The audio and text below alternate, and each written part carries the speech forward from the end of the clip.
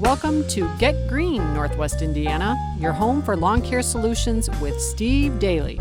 Each podcast, you'll learn the secret tips to growing healthy green grass and best practice solutions for watering, weed and feed, aeration, and mowing. Here are your hosts, Steve Daly and Jim Jano. So Steve, today we're going to talk about the second application of a 6-application full season program. Yes, we are. All right. So I always know when your tech is out because I see in my front door a bag with some documents in it. Yes. What is in that bag? Well, that's your guaranteed analysis. Generally, with your, if it's if you're not prepaid, that means that it's a bill and you need to pay me some money. Well, and I always prepay because I love the 10% discount that I get for paying. And that's, if not, it's still just, it's a legal document, okay? The state chemist office requires you to leave an analysis of what you put down. So we fertilize your lawn, whatever the analysis of the fertilizer is. Example, your second application this year was a 1505 with an acetylprin grub control because you opt in your service to have the grub control. So what does that mean to a homeowner? Because I'm a little confused, and you're pretty smart when it comes to this stuff. What does all that mean to me that you're putting that on? What does that do? It means I fertilize your lawn, I put down grub control to protect it, I sprayed your weeds, and we, at that point, put down your growth regulator that worked for about 3 weeks. So yeah, that's what happened in that application. So no, and what's nice about that is that the one thing, anybody that's been to your website, you love to keep your customers educated, and it's actually a win-win because had it not been for that, I would have probably kept going without my fall and winterizer application, which turns out to be a game changer for me. You gave me the information to let me make my own decision. This, on the other hand, is not giving me information. This is telling me what you've done. Right. It's like I said, it's a legal document. We have to leave it for how many pounds of fertilizer we applied, the type of fertilizer we applied, letting you know what other products are down there. So it's a guide to if there's something that comes up, you've got this telling you what was applied that day. And on this form, so you have the percentages. Is that what those numbers stand in? Yeah. The 1505 is telling you how much nitrogen, phosphorus, and potassium were applied. How's that change? Like, how is this different from if I would have taken the one that I got from you last year and the year before and the year before? Will it change much? Because my first year, I remember I was so excited, and it wasn't just you. It was Cassie and some of your inside team people were saying, we've just gotten started. If you think it's good now, wait till we have a chance to measure it. And do you fluctuate the programs every year based on the outcomes? I'll change materials based on what I'm seeing sometimes.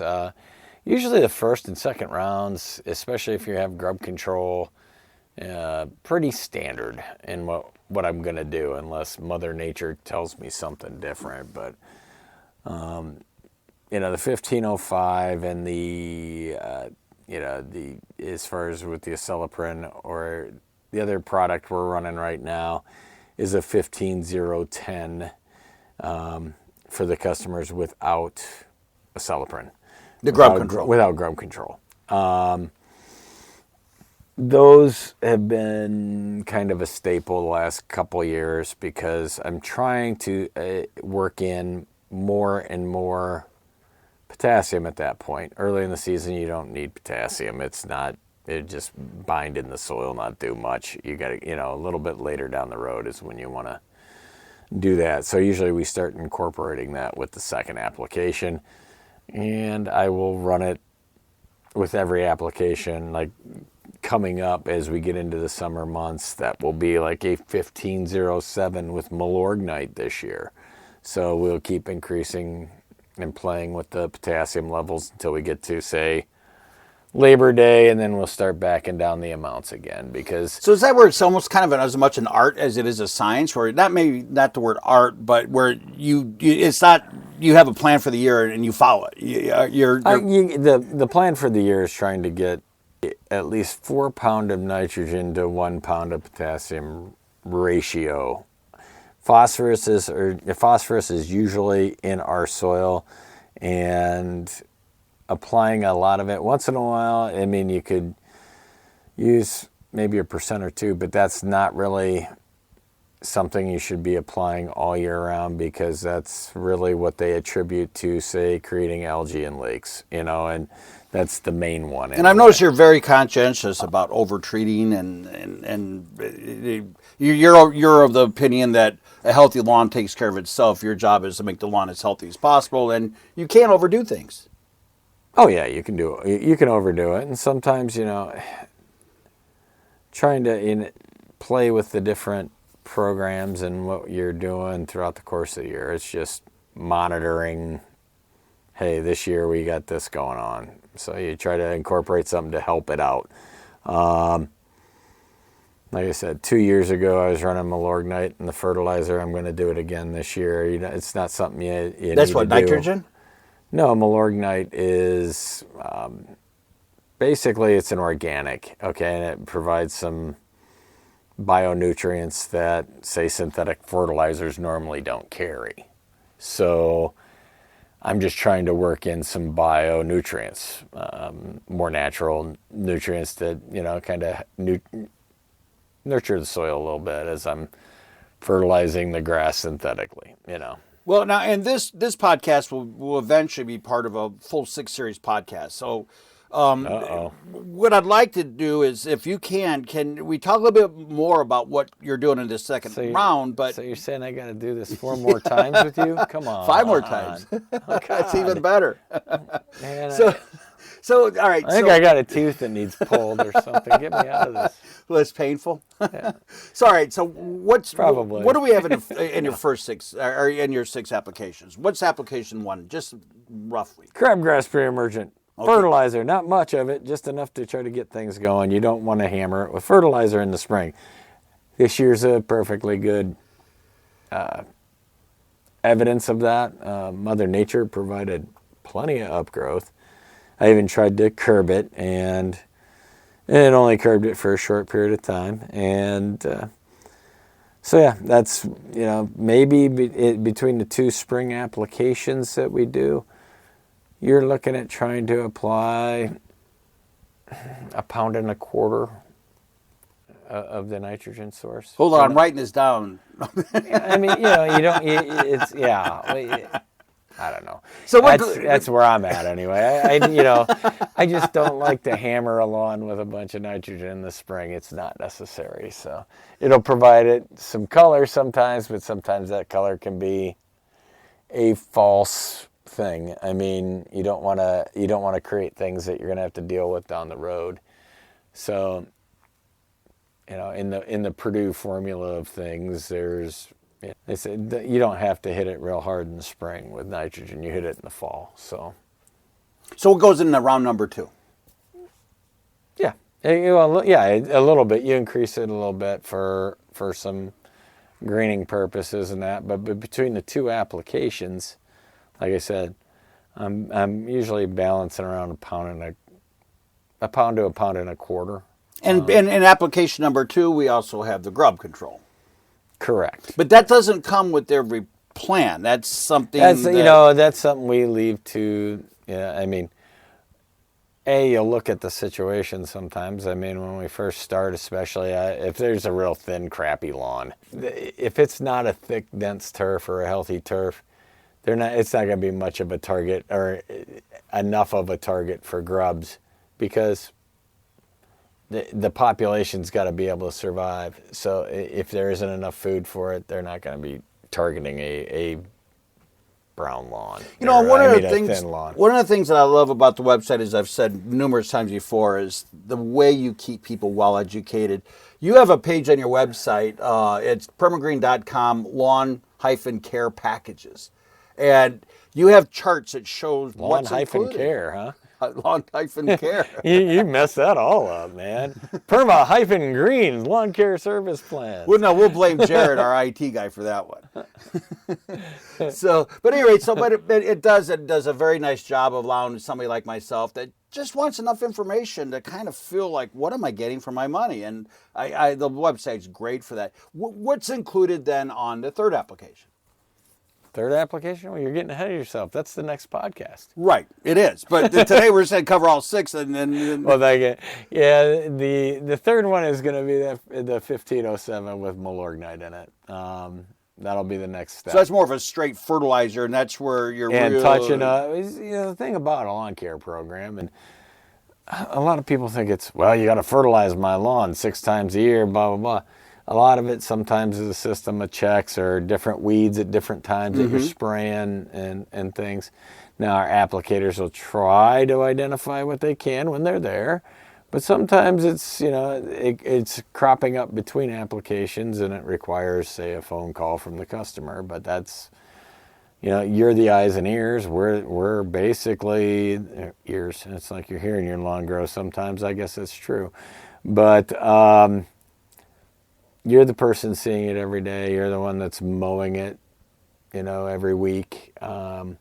We're there once every 6 weeks or so, 7 weeks. Kind of just trying to see what we got. Unless you're doing podcasts, and then you got to see my yard more than that.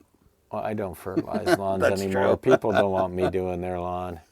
So now, one of the things, getting back to the form that's left at my door, you love to have people get back with you. And you'd mentioned earlier that you need to know as much as you can about the yard, and you're not trying to make excuses when you ask people questions. You're basically trying to understand the symptoms so you know the right solutions. And one of the things I noticed on the form is that you've got a nice section that says remarks and recommendations, what have you. But you also give people a chance to get back with you with that information. How important is it that you keep good communications? I know that you like to keep them informed when to water, when to cut, but is it a two-way street? Well, yeah. I mean, if you see something that's cropping up in your lawn, pick up the phone. Whether it's us as your service or you got somebody else, give them a call and let them know what's going on. And they can at the very least, come out and check it and see what needs to be done. Whether, it's a living, breathing organism, and you can't save everything sometimes. Not all lawns respond the same way. So sometimes you're fertilizing a lawn, it gets a disease problem, and it's a tough one to shake. That is not something we control. I mean, we can start applying fungicides or whatever, or try to direct you through the management of controlling it. But I've seen lawns where we have history of disease. We tell them, hey, water it only once a week, only water it blah blah blah, or do this.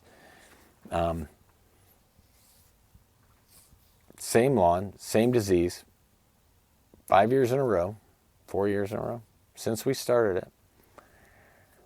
I go out there yesterday, we've had plenty of rain this spring. I would tell anybody right now, turn off your irrigation system until next week. Instead, I walk up on the lawn, it's 10 o'clock in the morning and it's still being watered. And we just had an inch of rain the night before. And the irrigation system's been going off every other day. And the lawn's all diseased. Okay, it's already had enough water. It's already having a problem. If we give you instruction, we're trying to do it to help you. It's not trying to hurt you. I mean, at the end of the day, when I leave, I get to go home to my grass. So it's not, and if it's taken care of properly, it should be fine.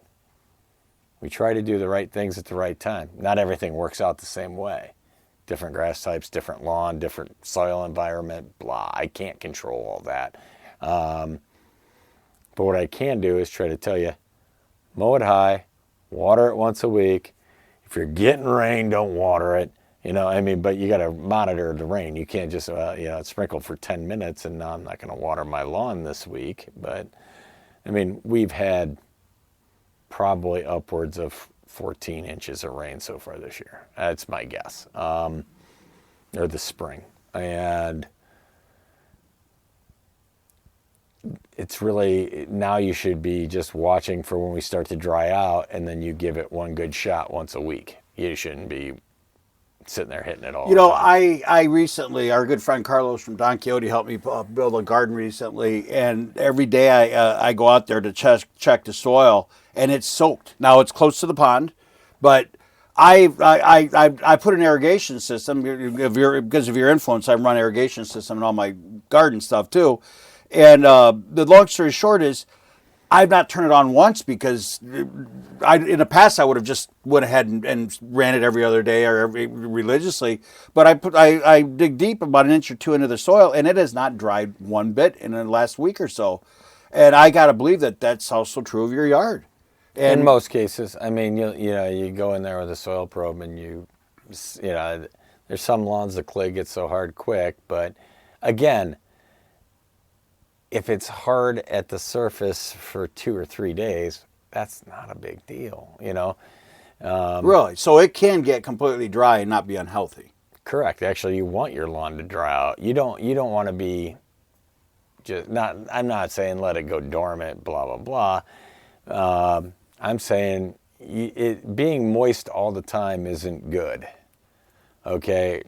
Excessive moisture creates an incubator, which creates disease and insect problems. So, well, water is a carrier for a lot of bad stuff, and if it sits long, that's when it gets bad. Well, I mean, as we get into these warmer temperatures about to happen, it's just going to incubate. So, you get overnight, you get heavy dews as you get in. So if it's wet all the time, that's going to be a problem for you. And that managing your water properly is probably the most important way. And you have a good lawn. You've done blogs and you've done podcasts on how to water your lawn correctly. So we would welcome our listeners to either take a look at your new podcast page. It's was just recently developed, or go to your favorite podcasts. You're on all of them. You're on Apple and Buzz or. That's you, man. I don't know where I'm looking. You're on every one, including YouTube. Oh, okay. I just talk to you because you tell me to. I don't know. Well, it's some great information on how to make sure. But the long story short is what you've said is, don't make the mistake of running the water a short period of time every day. Do a deep soaking and let it have a chance to nearly dry. Dry it out. But I never knew that you're supposed to let it completely dry. That's actually probably once every 5 to 7 days is all 7 days a week. If you water your lawn once a week and do it properly, in most soils, now we've talked about this before. Here in sand, it's a little different. Obviously, it's going to run right through it. But still, you want to give it a good soaking, maybe in a sand soil situation every 3 days, But you still got to let it have its time where it's not wet. Well, one of the things in last year was I made a comment about how much better you were than my neighbor. Hopefully my neighbor is not listening. Maybe they should be listening because then they'll switch over to you. But there was a very defined line between my yard and my neighbors on both sides of me. Now, on one side of me, it's because he's trying to do it himself. But on the other side, you had said actually she has, and you're being very respectful, that she was working with a different lawn care company. And you said they know what they're doing. The reason that your yard looks so much better is because you listen to the right watering instructions and she's not watering it right. And the irony is she has an irrigation system, yet she must be doing it wrong. Where I bought that telescopic that you had me pick up the sprinkler, and it's awesome because you could adjust it quickly and stuff. But it made it very easy to water. I started watering correctly. And in telescopic or the thing on a tripod? It's on a tripod. I say, I don't think it needs to be looking into outer space, but okay, whatever. Well, hey, this is marketing. We got to add some pizzazz. So at any rate, my telescopic sprinkler system made a difference. So for that, I appreciate it because my yard looks great. Hey, well, just for fun, let's go out and take a look at my yard. You can tell me what you think. Oh, God, you're not going to make me walk out there again. Yes, I am. Come on. Okay, so we're walking out the studio in our wireless microphones.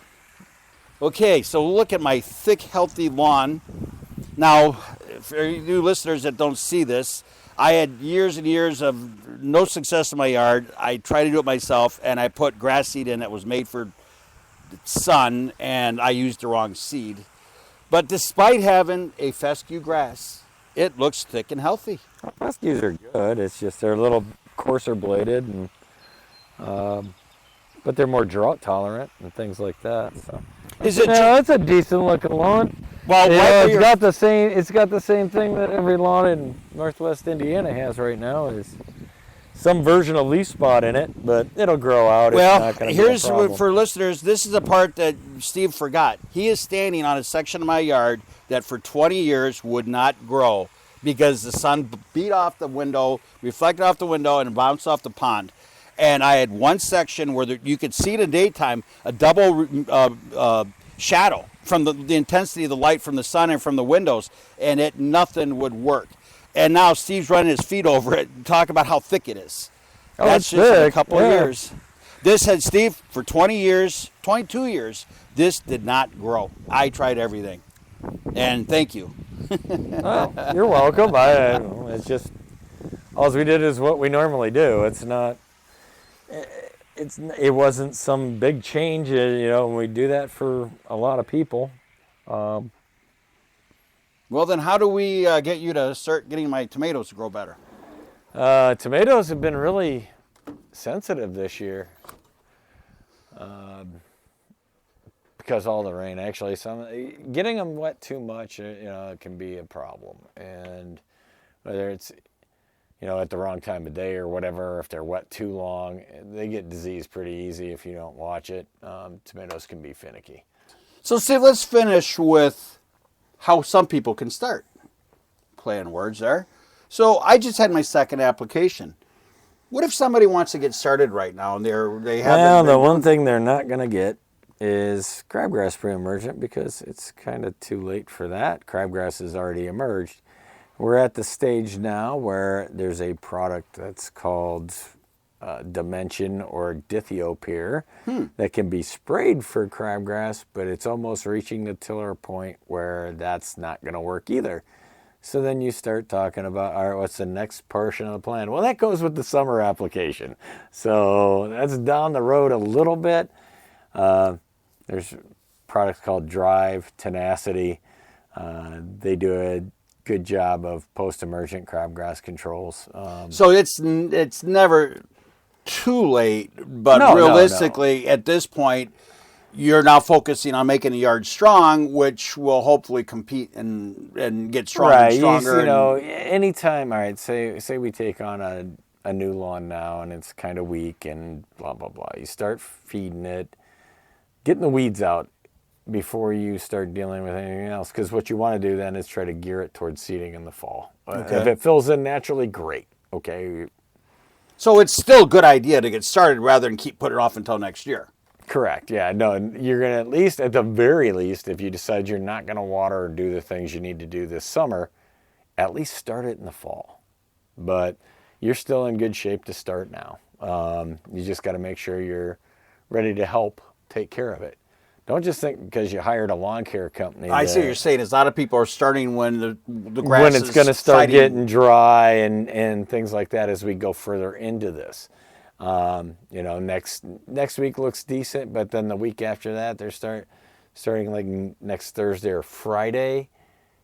Now we're looking at 80s and 90s. Or like upper 80s. So it's significant that you start now, but it's also significant that you don't have unrealistic expectations because even with your care, it's still going to take a bit of a hit with the heat. Well, you got to keep in mind, I mean, all right, so say we walk up on your lawn, it hasn't been treated in Lord knows how many years. It's full of weeds, blah, blah. First step is going to be to clean up the weeds. That was the first thing I did in my yard because I had those weeds that were so embedded in my soil, and it was the only thing that could survive the clay, that was your first ground attack. ivy. It just takes time, but that's I mean, you can get rid of this stuff. You just got to be consistent. You remember my yard back then? I'm pretty impressed. Oh yeah. It's been a while now. It's been a little bit. Too long. Tell me about it. No. In reality, it's just a matter of getting it to a point where you can get it to fall, and then in the fall you do the major improvements then. And next year's best lawn is, as we've said in some of your previous blogs and podcasts, next year's great lawn is earned and won in the fall. So yeah, and think of it this way. Okay, so you wait until September to start your lawn care program. Well, if it's something that needs seeded after it's cleaned up weed control wise, you're going to be looking at almost a full year before that can happen, because you don't really want to seed it in the spring. Right. You want to seed it in the fall. Yeah, it doesn't give much of a chance for success. This spring you'd have a little more success with the seed, but as my daughter points out as we drive into the office every day, there's an area right by the entrance to Aberdeen, seeded probably 2 months ago, came up beautifully. All of a sudden, it's starting to brown out, and that's a combination of it's getting a little warmer. All the rain has actually now reached a point where, it brought it up very nice, but now it's affecting it negatively. It's actually taken on a full red hue. It's quite interesting. Which is kind of funny, because you always talk about the key is developing strong nutrients in the root system. Yeah. They don't have them yet. Nope. Nothing there yet. So if we get hot and dry, those plants are going to have a real problem. And that's common with things you do in the spring. So I try not to, unless you're in deep shade or something where that's your only chance at getting photosynthesis to it, then I'm not a big advocate of doing tons of seeding in the spring. If you got to do spots, but try not to do the whole lawn. I mean, if you're moving into a new house, you have no choice. You got covenants. You got to do it when you got to do it. But if you can decide to reestablish a lawn, always do it in the fall. So, Steve, if somebody wants to be on your plan and have one of these documents in a bag in their front door 6 times a year, where do they need to call? Who do they need to visit? Ghostbusters. Perma-Green.com. www.perma-green.com.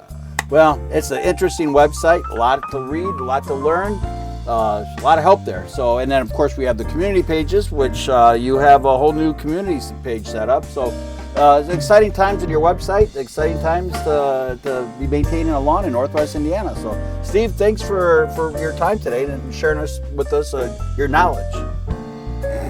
I don't know about that, but thanks, Jano.